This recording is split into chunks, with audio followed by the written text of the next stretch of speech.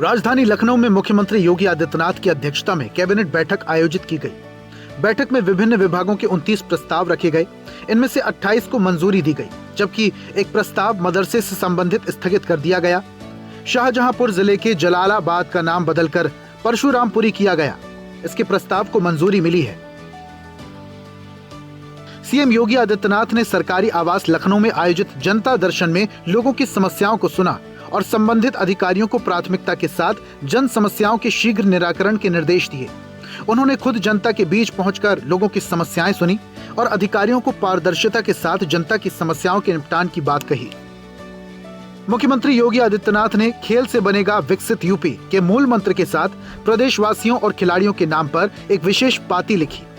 इस पत्र में उन्होंने राज्य के बढ़ते खेल स्तर, बुनियादी ढांचे में बदलाव और हालिया ऐतिहासिक उपलब्धियों की सराहना करते हुए कहा, यूपी अब विकास के साथ साथ खेलों में भी देश का नंबर 1 राज्य बनने की ओर अग्रसर है।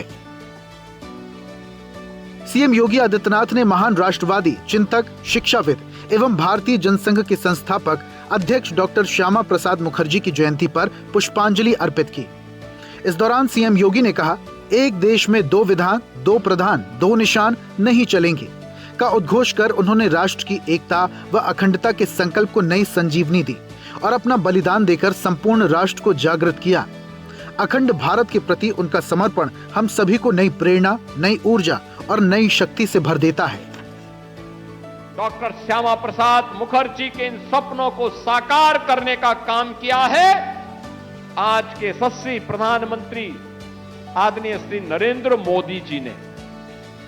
आज कश्मीर में धारा 370 समाप्त हुई।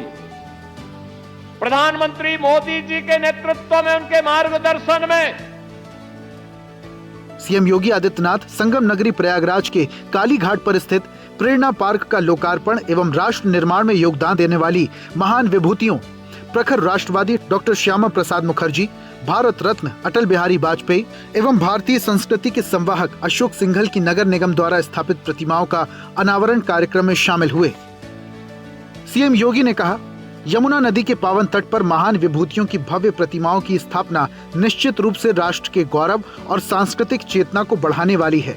ये कदम हर नागरिक में राष्ट्र प्रेम, आध्यात्म और इतिहास के प्रति आदर की भावना को जगाएगा। मैं अभिनंदन करूंगा महापौर जी और उनकी पूरी टीम का, जिन्होंने इन 3 महापुरुषों की भव्य प्रतिमा को डॉक्टर श्यामा प्रसाद मुखर्जी के 125वीं जयंती के अवसर पर आज अनावरण कराया। यूपी के सीएम योगी आदित्यनाथ ने प्रयागराज में आयोजित एक कार्यक्रम में कहा, प्रभु श्री राम भारत की आत्मा के मूल स्रोत हैं। उन्होंने संबोधन में ये भी जोड़ा, राम का मतलब राष्ट्र है। अपने वक्तव्य में विस्तार से बताया कि भारत राष्ट्र को उत्तर से दक्षिण तक एकता के सूत्र में बांधने वाला एकमात्र नाम प्रभु श्री राम का है। इसके अतिरिक्त उन्होंने सनातन धर्म को भारत की आत्मा का आधार बताया। राम का मतलब राष्ट्र है। भारत राष्ट्र को एक उत्तर से दक्षिण तक एकता के सूत्र में बांधने वाला कोई नाम है और राम का नाम है। सीएम योगी ने महान स्वतंत्रता सेनानी, प्रखर जननेता एवं पूर्व उप प्रधानमंत्री बाबू जगजीवन राम की पुण्यतिथि पर विनम्र श्रद्धांजलि दी। उन्होंने सामाजिक न्याय, समरसता और वंचित वर्गों के उत्थान के लिए अपना संपूर्ण जीवन समर्पित कर दिया। लोकतांत्रिक मूल्यों के प्रति उनके योगदान को सदैव याद किया जाएगा। सीएम योगी ने भारतीय नौसेना प्रमुख एडमिरल कृष्णा स्वामीनाथन जी से आज लखनऊ स्थित सरकारी आवास पर शिष्टाचार भेंट की। इस दौरान कई मुद्दों पर दोनों के बीच चर्चा हुई। उत्तर प्रदेश के मुख्यमंत्री योगी आदित्यनाथ ने प्रयागराज में एक जनसभा को संबोधित करते हुए कहा, कमल केवल सत्ता का प्रतीक नहीं है, बल्कि ये समृद्धि, सुशासन और हर बहन बेटी के लिए सुरक्षा की पक्की गारंटी है। उन्होंने स्पष्ट किया, बेटियों की सुरक्षा से खिलवाड़ करने वालों को इसकी भारी कीमत चुकानी पड़ेगी।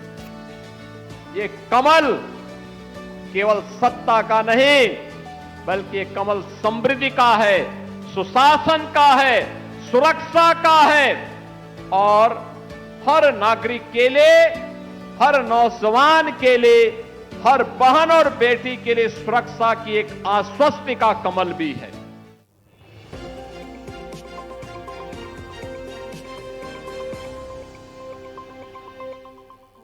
और ऐसी ही ताजा खबरों के लिए लाइक, फॉलो और यूट्यूब पर सब्सक्राइब कर बेल आइकन जरूर दबाइए और हर अपडेट के लिए विजिट कीजिए स्वदेशलाइव.com।